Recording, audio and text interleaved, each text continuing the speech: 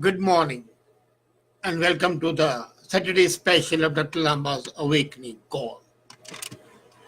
We have been conditioned in such a manner that we are unable to think for ourselves.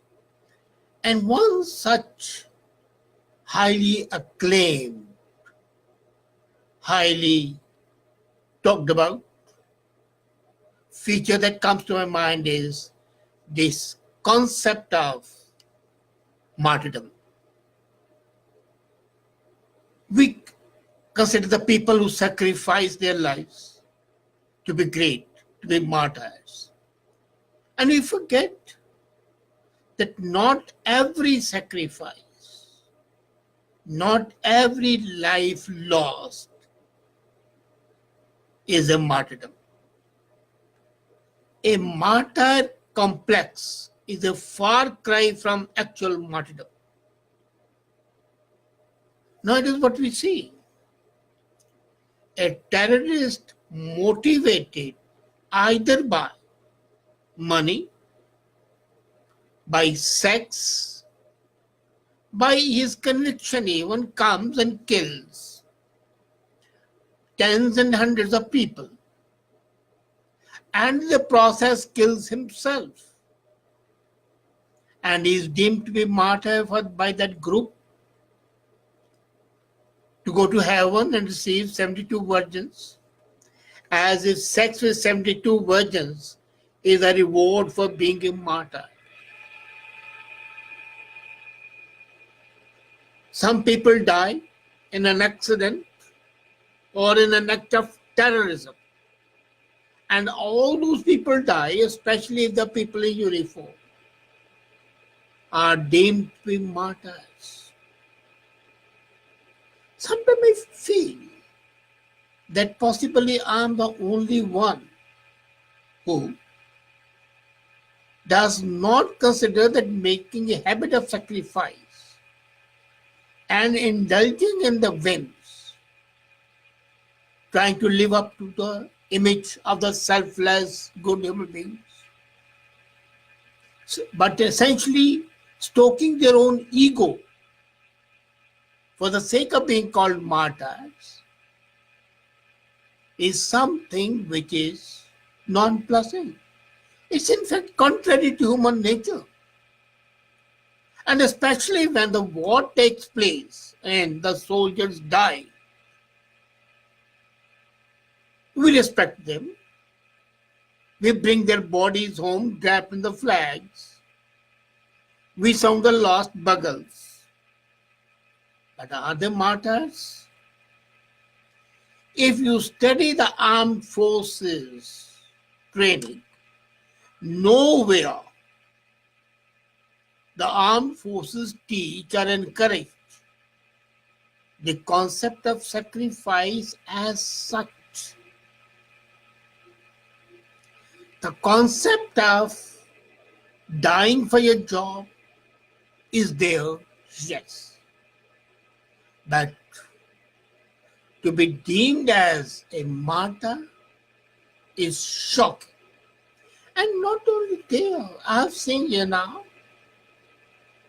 women, mothers, single mothers, wives, deserted wives, suffering, and they are called to be martyrs for the family. What nonsense. How can one be comfortable setting out to harm oneself to serve another? In the Indian mythology, there was a who was rival to Arjuna in archery, and his teacher did not want his favorite student to have a rival. So he asked Eklavya to cut his thumb and gave it as an offering to the teacher. Inhuman, stupid, and Eklavya does it, and they call it martyrdom. They call it a sacrifice.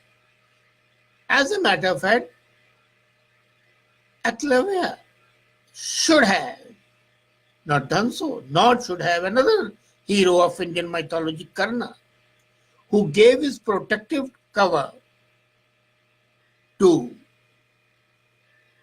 an ascetic, knowing full well that that's going to cause his death. Come on, why be so good to be incapable of doing any good ever after? The whole concept. And many times what happens? We invest a hell of martyrdom around some people who have just died as a form of either enmity or have died a death which they did not deserve, and we call them martyrs.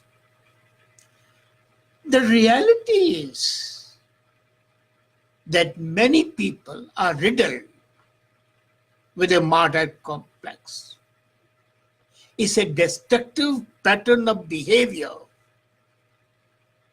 that encourages sadism, that encourages even masochism, a desire to seek pain and suffering in order to feel good about themselves. And this self-flagellation, this injury and pain to yourself is in fact a sign of mental derangement, and yet we invest these people with a halo of martyrdom. Why do we do that? The reality is that when the martyr complex gets ingrained, it taints all relationship that a person has. An obsessive need to be right and to portray themselves as righteous and self-sacrificing. This is what, if you have seen the Bollywood movies, the Indian mothers, they show themselves to be righteous, self-sacrificing, and say, well, I'm the mom, as if being a mom is the epitome of all sacrifice. And they point out their suffering. They announce it with the beat of the drum and thereby blackmail, emotionally blackmail their children and their parents, and try to invest a halo around themselves of sacrificing people. It's important to them. But for us, it's important to understand that yes, they are sacrificing. I don't agree, but they are not martyrs. Not all sacrifices lead to martyrdom. Some sacrifices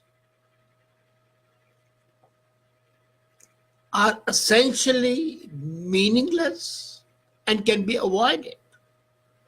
But still people indulge in them so that they can brag about their self-sacrifice and their ability to don the martyr crown. Then who are the real martyrs? The real martyrs are those who lay down their lives to change the course of history. The men and women to whom we owe our lives and the lives of the nation. I would consider Galileo to be a great martyr. I'll consider Socrates to be a great martyr. I'll consider the people who lay down their lives for the sake of their principles to be martyrs. But the people who just make sacrifices or die in the discharge of their duty or die as a result of mistaken notions have no right to be called martyr. There's a big difference. It's important to understand that the real martyrs never set out on a path to suffer. They don't want to suffer. They have no desire to wallow in misery. They are brave people who are committed to a cause and are willing to sacrifice for that cause. The sacrifice is the result of their bravery and commitment, not ostentation. It is something they willingly accept, but it's not something they decided to do. Well, that's very. They have been forced by their conviction to do it, but if they could avoid it, they would have avoided it. While the fake martyrs embrace suffering and death in order to feel worthwhile. So this is a difference between jihadis who seek martyrdom because they are seeking it. When Galileo or Socrates had to die, they did not die because they wanted to die. They had their convictions that stood by them. Same is true of the great figures like Christ. He didn't want to die. Even at the scaffold he said, Lord, forgive them, they know not what they do. And also, Lord, what have you done to me? That was something unexpected, but he did not flinch away from the death. That's the point. The people who court death are not martyrs. The people who die in the discharge of their duty are not martyrs. The people who die because they don't want to forsake their principles, they are martyrs. Loyalty to the nation, commitment, concept of honor, desire of excellence, these are hallmarks of armed forces. But do the armed forces encourage the concept of sacrifice? No. They say kill the enemy, but come back alive. They don't let the soldiers seek death. So, how can they be martyrs? They are being there. The spirit of sacrifice is just not inculcated. They automatically place themselves in a sacrificer role by the virtue of doing their job. But there are no principles involved. Let's be very clear about that. So it follows that human beings most likely are able to relate to and are loyal to the community they are. And then that extends to a nation, that extends to the world as a whole. And that is why those servants of humanity